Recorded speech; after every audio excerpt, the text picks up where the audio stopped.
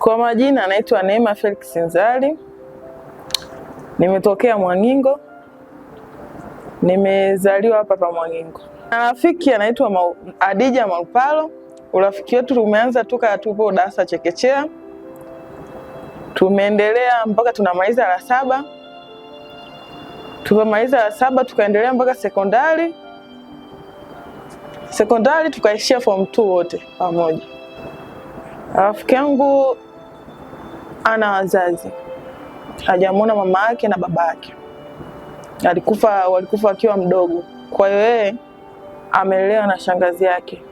Shangazi yake alikuwa anamtesa na nyanyasa, kwa hiyo akawa ni mtu wa kukaa porini, wapi, ndo mazingira aliyopata yeye. Baadaye mimi nilipopata mimba, nilipojifungua, shangazi yake kafariki. Alivyofariki akaendelea kukaa kwenye nyumba ya familia.